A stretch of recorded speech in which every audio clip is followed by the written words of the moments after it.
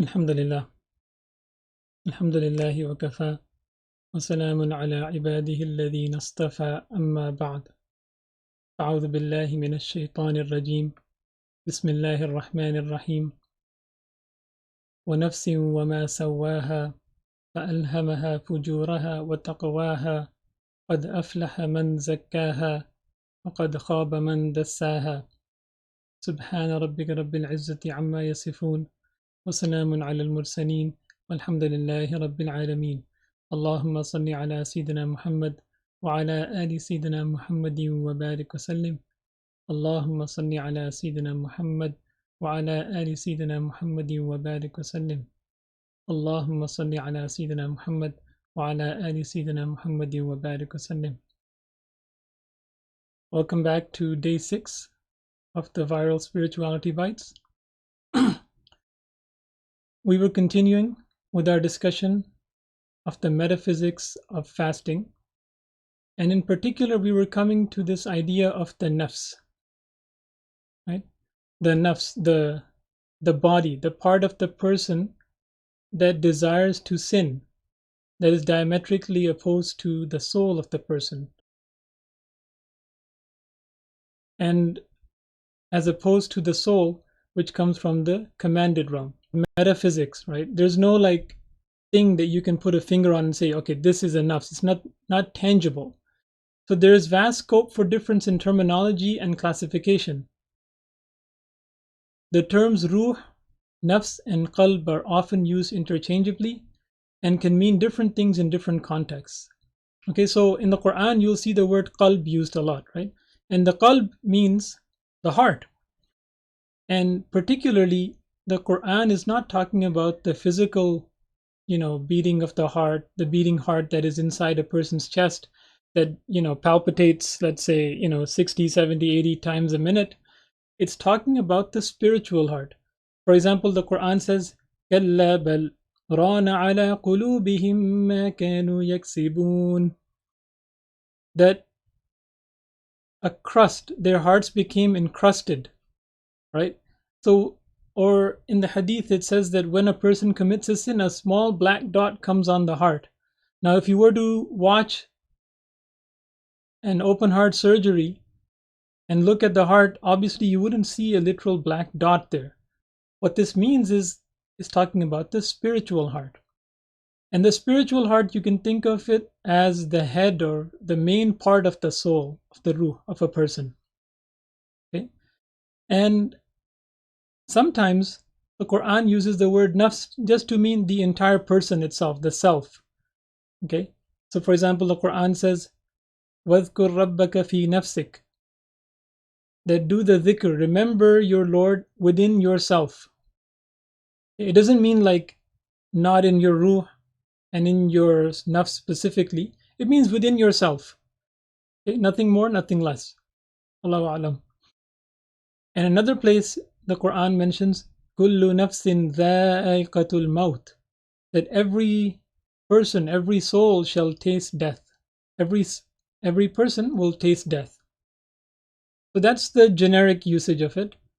And in particular, sometimes the nafs is mentioned as something that is the seat of desires and passions of a person, right? In opposition to the ruh. Sometimes people call this the ego of a person, the carnal desires of a person. In Sigmund Freud, perhaps, the famous psychologist would perhaps call this the id of the person, if you remember your Psychology 101. So in the Quran, it mentions in one place, in Surah Ash-Shams, وَنَفْسٍ وَمَا سَوَّاهَا فَأَلْهَمَهَا فُجُورَهَا وَتَقْوَاهَا قَدْ أَفْلَحَ مَنْ زَكَّاهَا وَقَدْ خَابَ مَنْ دَسَّاهَا. Allah subhanahu wa ta'ala swears by many different things, and then He mentions this.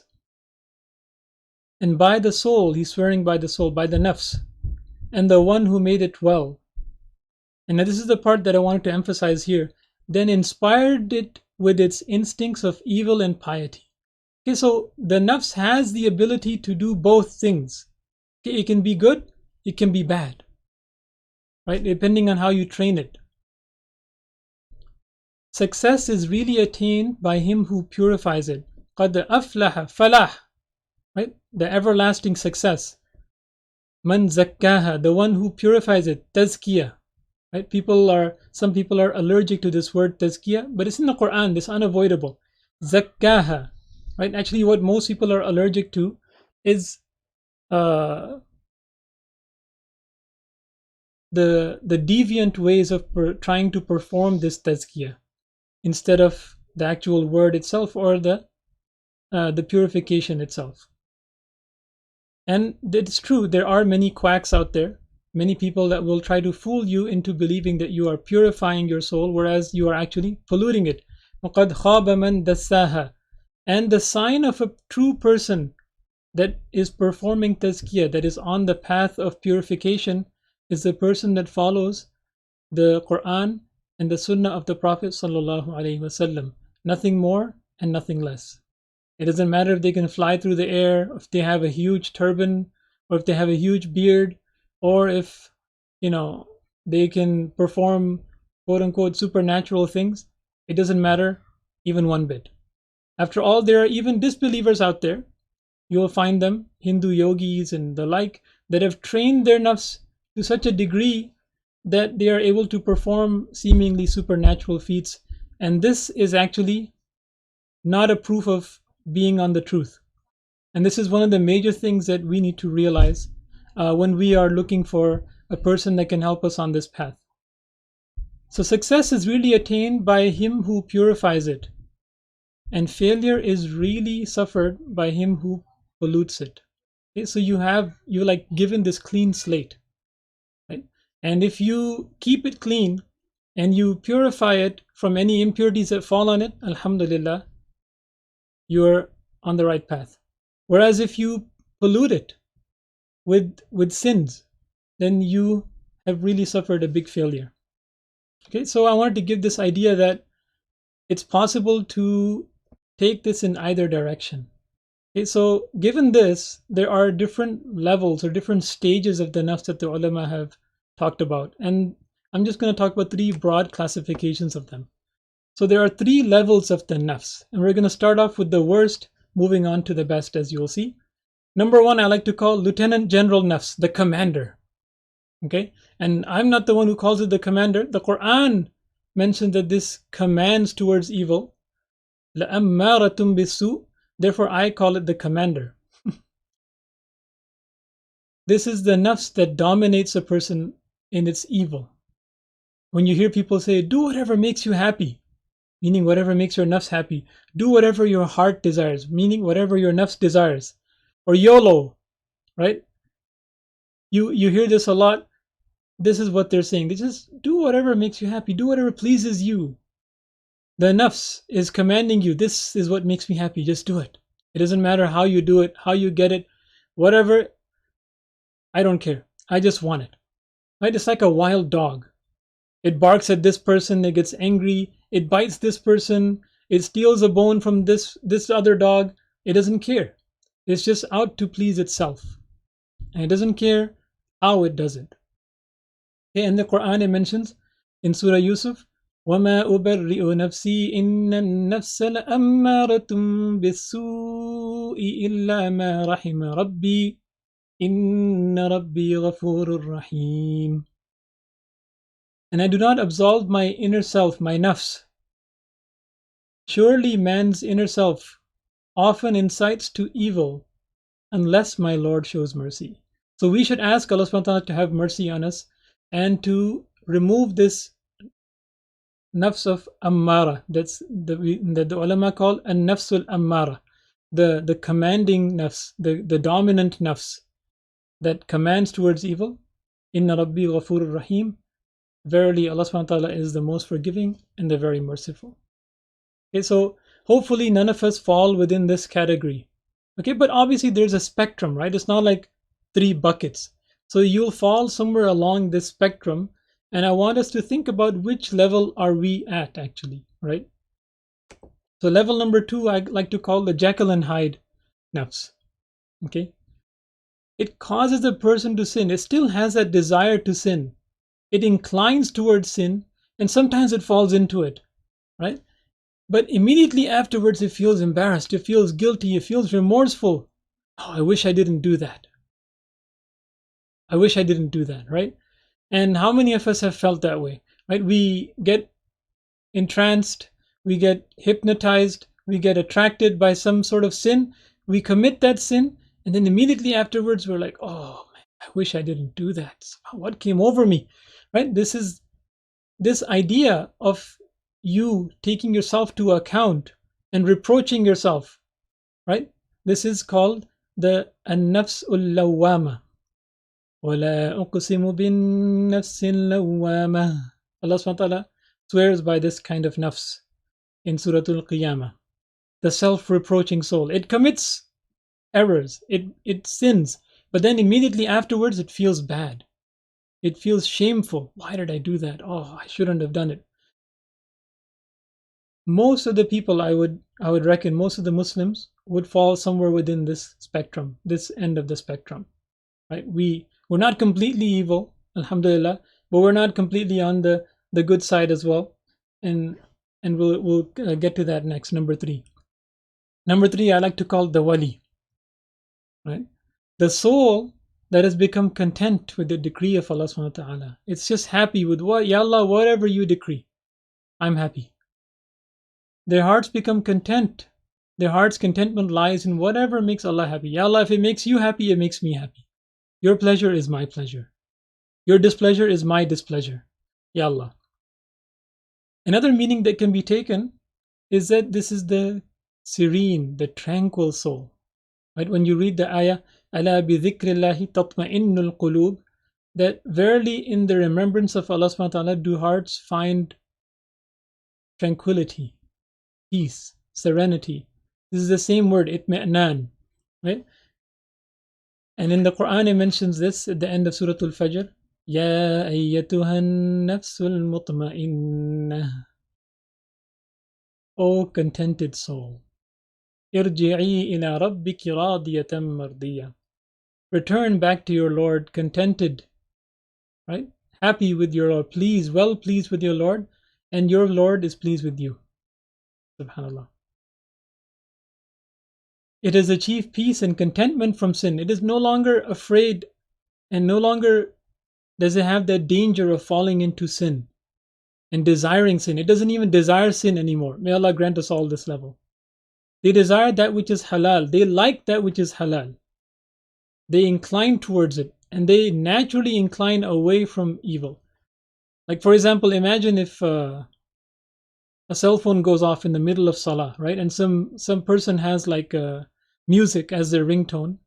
Na'udhu billah. How would you feel when that music goes off? You feel like, oh my God, that's horrible. Turn it off, right? They feel like that all the time regarding music. They feel like that regarding all sorts of sin. And these are the awliya of Allah subhanahu wa ta'ala. They have mastered their nafs. And instead of their nafs working against them, it now works for them. It happily goes and wants to do what's good. And this is what I wanted to show on the next slide, which, I guess is a little funny. On the left-hand side, we're showing the nafsul ammara. It's the wild dog, the barking dog, right? With big teeth. It hurts everybody around it. It even hurts its own self. It doesn't know what's good for it. It just goes around doing and feeling whatever feels good. In the middle, we've got the nafsul lawwama, right? And this idea, you might think, why did I choose? It attracts them. If they see something that attracts them, there's a danger that they'll deviate and they'll go off. For example, if it sees the opposite gender, right? Or if it sees some food, if it sees some drink, it might go out of control. So in order to keep these horses under check, the owner puts these blinders on them so it only looks straight ahead. And this is essentially what we have to do as people that have a nafs al-lawwama, right? We have to keep our nafs in check and keep the blinders on it. قُلْ لِلْمُؤْمِنِينَ يَغُضُّوا مِنْ أَبْصَارِهِمْ. Allah subhanahu wa ta'ala mentions that, O you who believe, say to the believers that they should lower their gaze. They should essentially put blinders on themselves. They should only look towards what is halal. Otherwise their nafs might do something wrong. And then the last one in the picture is actually meant to be a picture of a dog like a working dog, like like a canine unit, or like a dog that guides a blind person, right? It basically um, helps you along the way. It shows you the path. It actually guides you towards the right way. And this is essentially what happens when you reach that stage of nasul mutma'inna.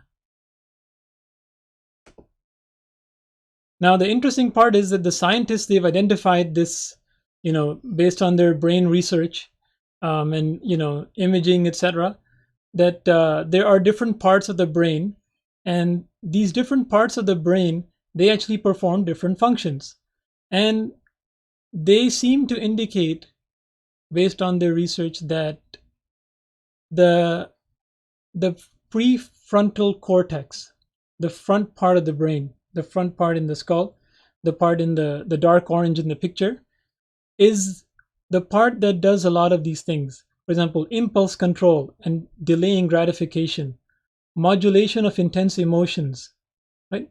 Foreseeing and weighing possible consequences of behavior, inhibiting inappropriate behavior and initiating appropriate behavior, forming strategies and planning, focusing attention, organizing thoughts and problem solving. Right? So when you look at it, a lot of the behavior, the impulsive part of a person, the scheming part of a person, is in this part of the brain, right? The prefrontal cortex. And there's a very interesting anecdote about how they actually came to realize this. There was a person that suffered a rod that went through his skull, and it damaged this prefrontal cortex, but they were able to kind of remove it, and he was able to live a normal life afterwards. And he was able to regain most of his function, but his behavior changed for the worse. Right? So this damage to the prefrontal cortex led the scientists to realize that this part of the brain that got damaged is probably the part that controls these emotions. Now, the interesting part is that in Arabic, you would call this the nausea, right? The forelock, the front part of the brain, the nausea. And if I want you to contrast these two prefrontal cortexes that the Quran talks about, كلا لئن لم ينته لنسفعا بالناصية ناصية كاذبة خاطئة. No, if he does not desist, talking about a bad person, a sinner, right? We will certainly drag him by the forelock, a lying, sinful forelock. It's indicating that the lying and the sinning is sort of emanating from that part of his brain, right? The forelock. Subhanallah. And at the end of the same surah, Surah Alaq, what is the Prophet ﷺ commanded to do by Allah subhanahu wa ta'ala? كَلَّا لَا تُطِعْهُ وَاسْجُدْ وَاقْتَرِبْ. Do sajda. Okay, now this was the ayah of sajda, so I highly recommend, it's wajib, to perform the sajda of tilawa for those listening live after the Maghrib time comes in, inshallah. Please don't forget to do this.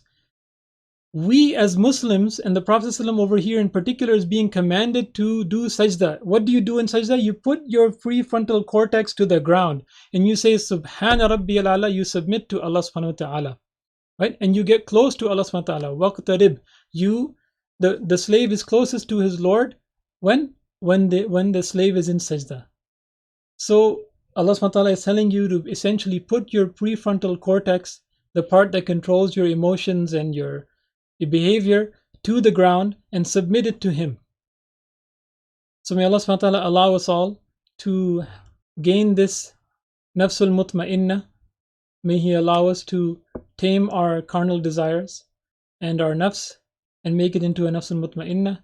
We ask Allah subhanahu wa ta'ala to purify it for us. وَزَكِّهَا أَنْتَ خَيْرُ مَنْ زَكَّاهَا أَنْتَ وَلِيُّهَا وَمَوْلَاهَا. We have a few minutes. Please make sure you make dua for this fool and the ummah of the Prophet sallallahu alaihi wasallam in your du'as before iftar. Wa akhiru da'wana and alhamdulillahi rabbil alameen.